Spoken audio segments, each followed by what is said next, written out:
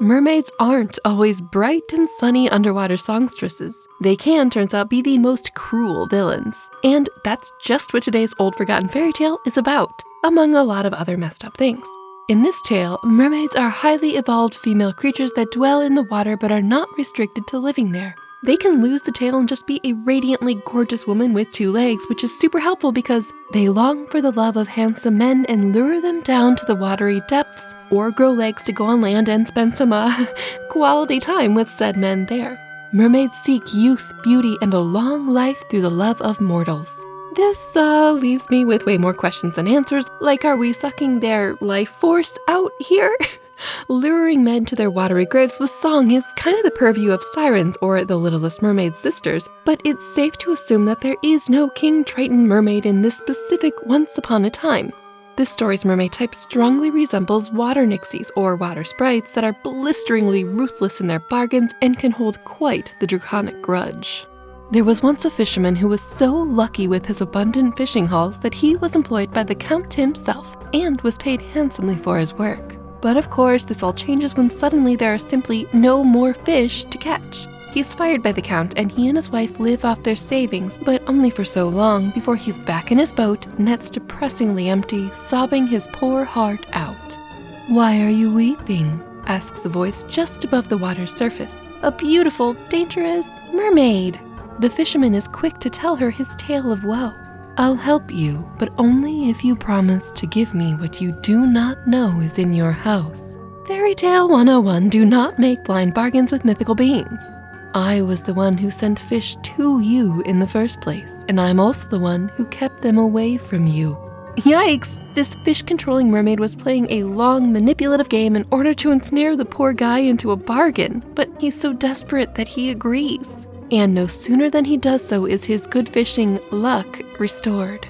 When he tells the wife of this deal, her face falls, because of course she is pregnant and hadn't yet told her husband, so he did not know it was in his house. Distraught, they decide that maybe baptizing their future child might nullify the mermaid's claim.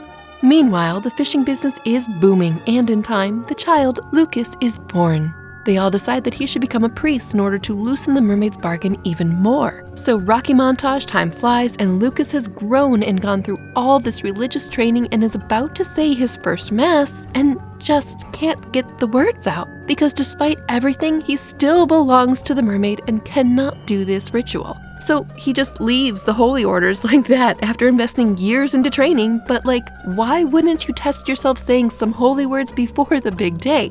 Anyway, he becomes a cooper and sets out on the road into the wide world, where he encounters drama right away. An odd quartet, a bear, a fox, a falcon, and an ant are quarreling over how to split up a horse carcass between them. Yum. Lucas casually and confidently jumps in, tears off the horse's hindquarters and front legs, and chucks them to the bear. He gives its back to the fox, its innards to the falcon, and the little ant gets the dead horse's head. Off he goes, but the bear simply cannot not give Lucas something for his trouble. And it's a pretty great gift too, the ability to shapeshift into any of the 4 creatures he helped just now. Awesome and super useful.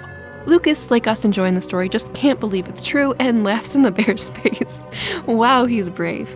But further along his journey, he sees some birds pecking away at some grain and decides to test drive fox form. It's a success. I mean, he catches so many of them that he has enough to take to the next inn he stays at to be roast for dinner. Poor birds, but nice that these powers work. And good thing too, because apparently he's low on coin. The barrel making business is not booming for him, I guess. As luck would have it, a group of men arrive at the inn and start gambling. Lucas sees the huge stack of cash in front of one of the men and can't resist. He activates ant form, crawls under the table behind the man, and then freaking poof, he mighty morphs into the bear form and flips the whole table. Coins, money, everything scattered everywhere. The betting men book it because there's a rampaging bear inside the inn, and Lucas returns to human form and collects, aka roundabout steals, all he can off the floor. That's quite the moral fall from grace for someone who was on track for the priesthood. But life and evil mermaid bargains happen, I guess. Anyway, he uses the dubiously acquired funds to pay for his lodging and moseys on over to the next town, where everything is somber. You'd probably find more cheer in a graveyard. A single black flag with a white skull flies from a tower. Morbidly curious, Lucas finds an inn and asks the keeper, what's with all the sadness and skull flag? The king has 3 beautiful daughters, all of marriageable age, which should be a cause for joy, not sadness. But he, of course, because this is a fairy tale, has some odd stipulations for the would-be suitors. Only his middle daughter will inherit his kingdom. Way to play favorites. And only the man who can single her out from her other 2 sisters will be allowed to marry her. However, if he guesses incorrectly, he will die immediately. Sounds simple enough. However, no man has guessed correctly yet, and in fact so many have died that the whole town is in perpetual mourning. This high death toll does not deter Lucas, who activates falcon power to get into the castle gardens, where he catches the attention of the 3 sisters and delights them in bird form so much that they take him inside their bedrooms. When the princess in whose room Bird Lucas is perched is sleeping, Lucas reverts to his human form, but magically dressed in splendid garments fit for such a royal palace. He goes over to the sleeping girl, grabs her hand. She is alarmed at Stranger Danger Man at first, but he tells her not to worry because he was the falcon they all loved. And what's more, he loves her. This apparently assuages her fear, and the 2 of them talk until she reveals that she is in fact the middle daughter. What luck! And what's more, she gives him her ring and says that she will tie a red silk ribbon around the middle finger of her right hand, so that tomorrow during his trial he will know which daughter is her. Few things. That's a lot of trust on Lucas's part to just believe her that she's the middle daughter, and trust on her part that Lucas is an okay fella to just, marry. They apparently click though, which, cool. Still, it would be nice if he were able to pick out his future bride's face without a ribbon, but you can't have everything. Lucas flies out of her window only to return to the castle the next day to play the king's sick game.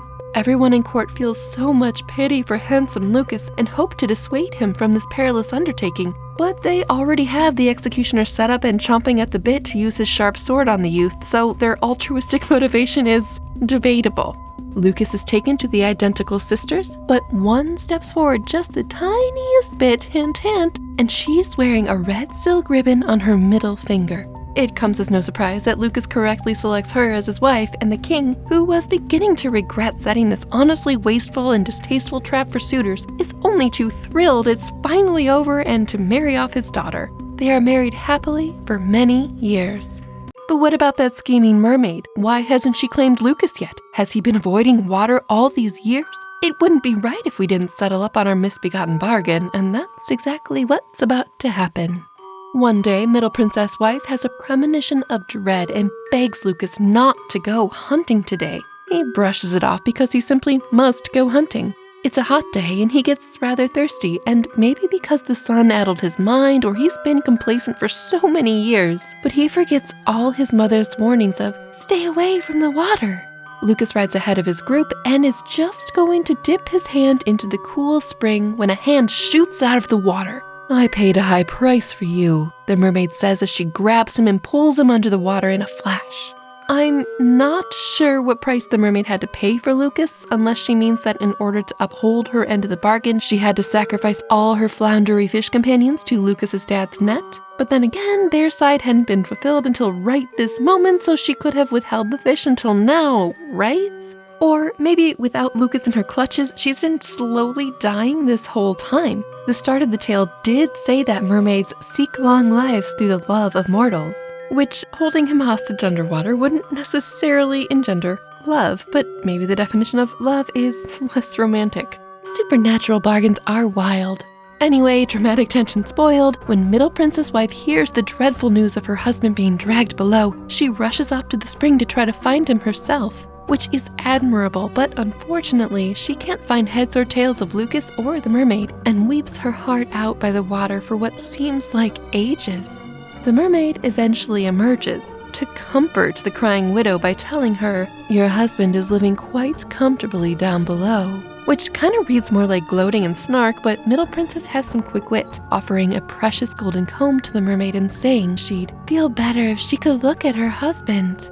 This seems dangerous, like the mermaid could take the woman at her word in the worst way and just drag her down as well, but instead she honors this impromptu bargain by lifting Lucas's head above the water just enough for Middle Princess to see his eyes. Middle Princess wants to see more and offers her ring to the mermaid in exchange for a glimpse of Lucas's torso. Finally, she trades her golden shoe for the sight of all of Lucas, and the mermaid places him on Middle Princess's hands. No sooner is his whole body out of the water than Lucas transforms into the falcon and flees the mermaid's clutches at last. She is not happy. Down she dives into the middle of the spring, which begins to toil and boil with her anger to retrieve blue sand from the bottom. This she flings at Middle Princess's face, who instantly turns into a dragon. This is not great, and the king offers half of his wealth to anyone who can cure the princess. An old magician eventually turns up saying he knows how to help, if the princess can survive the procedure.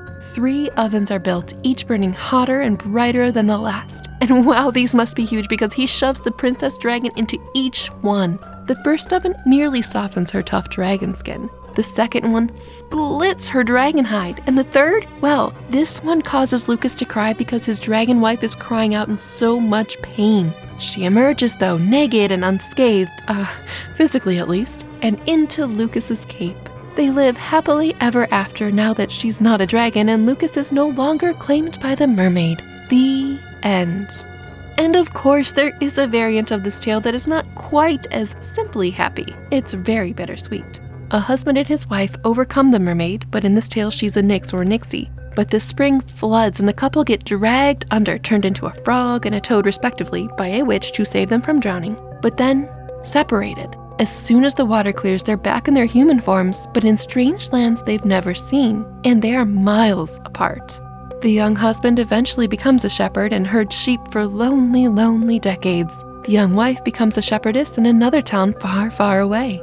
The husband, now bent with years, makes his way to the town where his wife lives, and they are finally reunited. But they don't recognize each other because of the decades showing on their faces and bodies. They're fast friends though, and one evening when the moon was full, they sat together watching their flocks, and the shepherd played upon his flute. Then the shepherdess thought of that evening when she had sat at the full moon by the mill pond and had played on the golden flute in order to bribe the nixie to show more of her husband. The recollection was too much for her, and she burst into tears. The shepherd asked why she was crying and left her no peace until she would tell him all of her story. Then he recognized his wife and she him. So they returned joyfully to their own home and lived in peace and happiness ever after. Oh, my heart! It's so beautiful and sad. But back in our main story, we could say that this mermaid is evil, claiming a life like that in a, well, fishy way. However, as always, someone had to agree to her terms or it never would have went down. Yes, she manipulated the situation of fish, then no fish, to her slippery advantage, but the father agreed. And there is poetic justice at the end of the tale where the princess and Lucas then turn around and trick her into raising him up and up and up out of the water, engineering his release from her grasp and that bargain. This fairy tale was a bit of a long and twisting road through other similar fairy tales and then some. And that's why I love it so much. It's got you after every event just thinking, okay, what could possibly happen next? And you don't expect it, but then you kind of do, and then all the little bits come back to tie up this in a nice neat bow with a red silk ribbon, which is incidentally the name of this fairy tale story.